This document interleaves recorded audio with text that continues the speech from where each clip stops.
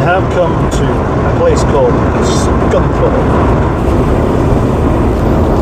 Yes, today I have acquired a new car that isn't a mustard motor car, but just simply a mustard car, which has come about through a deal that I did with a chap over in Scunthorpe. And this is a chap I've had dealings with before.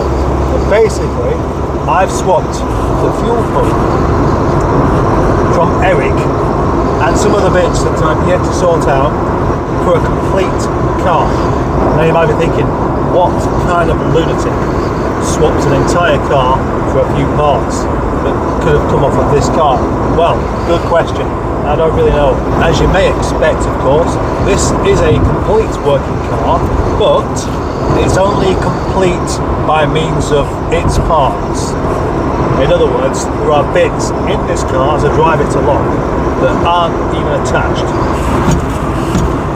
such as the seat. And the window is letting in quite a bit of passing air because the window doesn't seem to be seated correctly in the actual rubber runner thing. When we get to the point where I'm going to pull over at the services, which I will do, or the first ones I come across, I shall see if I can mend that a bit better than it currently is mended. What about a name for this car? Oh yes, I've got one. The chap who previously owned this car describes himself as a grumpy old bastard. So that makes me think of Victor Meldrew, of course. Meldrew sounds very little like Penrose, so I'm going to call this car Andrew. Yeah, in fact, to add a little bit of controversy, why don't I call it Prince Andrew?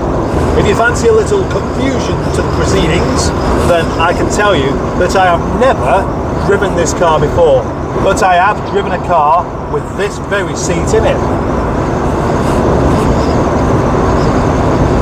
Sounds confusing, but I'm sure that anyone watching my videos are smart enough to possibly come up with some sort of answers to that. So far, you may be full of questions, full of confusion, and I can completely understand that. Such as questions like, how did it even get here? Does this car even have an MOT? What does it drive like? Well, I got here with a lift from the father of the chap I got the car from. And I've got to say, that was a rather unusual conversation we had. I've never had a conversation like that with an 83-year-old man before. Does it even have an MOT? Well, I don't actually know, but I presume it still does, but maybe only for a little while. And how does it drive? Well, it drives by combusting air and mixing it with fuel to create an explosion, which then pushes its way through the engine by means of witchcraft and turns the front wheels, making this car easily go along at 70 miles per hour. And that's good, yes.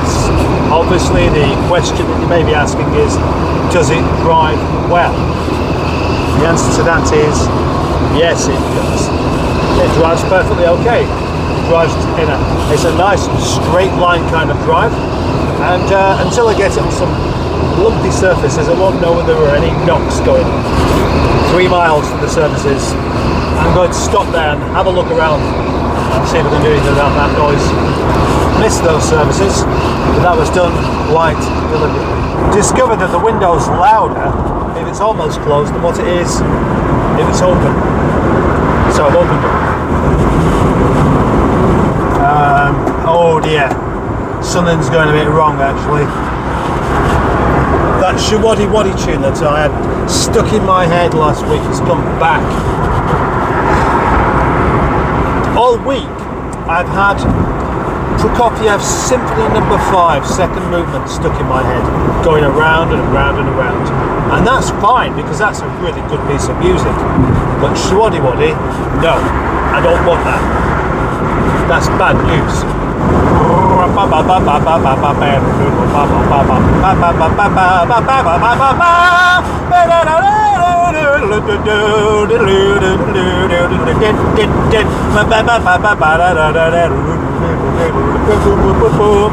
Now that's how you get rid of Shawaddy Waddy.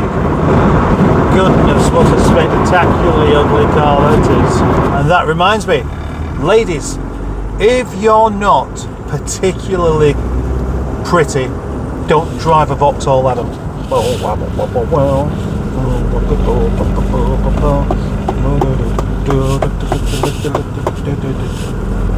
And here it is. Looks a bit like Dickie Dum Dum, doesn't it? Sir Richard and Lady Morris, except this car is called Prince Andrew. That's it. Forgot his name then for a second. It's pretty tidy, but also a bit scuffy. Has had a couple of repairs in there. Very, very dirty. That was done by somebody doing some BMW driving. And then we have a bit of touch-up stuff on the wing there as well, which doesn't look particularly pleasant. Sure, it'll come up quite well though. Now inside we have a rather unusual feature, which is the new carpet, new seats, new door cards, missing dash, missing door card. The dash is down there, the centre console is there, and then there's a box full of trim pieces here and there. The seat is yet to be bolted to the floor. 85,000 miles, that's not much. So I've sorted out the window. Obviously I can't really sort this out, or this, or this, or this, or this on the way. Or the passenger door card, because it's not here at all. I don't have it. That is in the possession of somebody called Mr. Davies. And the back seat. I'm going to have to do some jiggery with this, because this back seat is out of a hatchback, and this of course is a saloon, and the rear benches are different.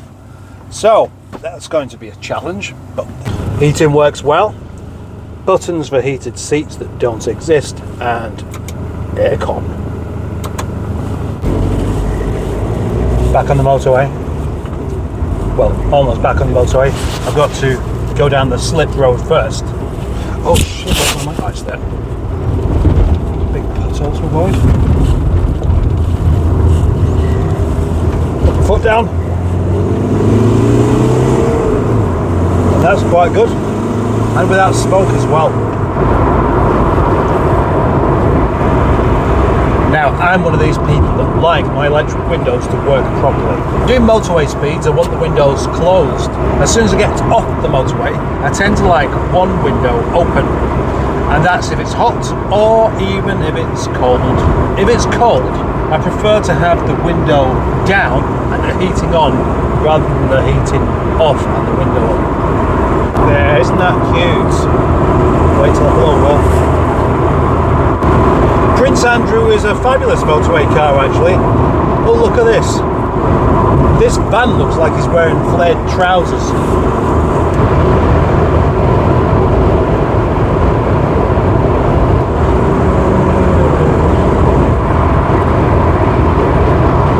Here we are, off the motorway into Mill Road. Oh, now this is where I may as well try out the electric sunroof.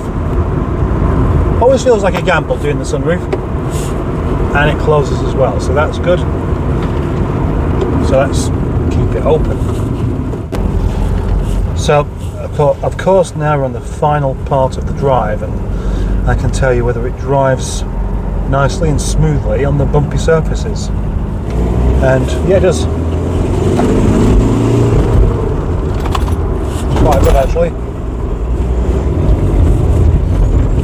Now for some reason I almost took this car home then, which would be a bit pointless, because there are things to do on this car before I can use it for anything other than a solo drive. So I'm going to take it to work and have a cup of tea. The handles all work, which is good. Now the bit that might prove just a bit awkward is going to be this bench seat, because it just doesn't really quite fit. I mean, it can't be that different from the one out of the saloon. It has got MOT, 4 months worth in fact. So for comparison, this seat here has slots for the seat belts and mould growing, and a couple of clippy bits under here, but underneath is probably the same, or is it? No, it isn't. That's going to be the issue, I think. That, yes, that's going to be the problem. Probably. Maybe. Perhaps not. And this is where the conclusion of the video starts, which means it's the end of the video. So thank you very much for watching, and thank you very much for being a subscriber, and no thank you to those 2 people that have unsubscribed on my way to and thank you for being a channel member.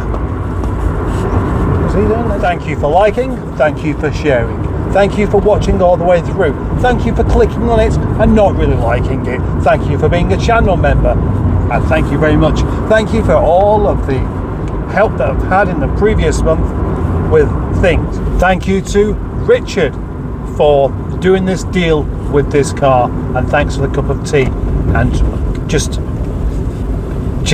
thanks everywhere, really. You know, if there's anybody else that wants to thank you, just let me know. Bye bye.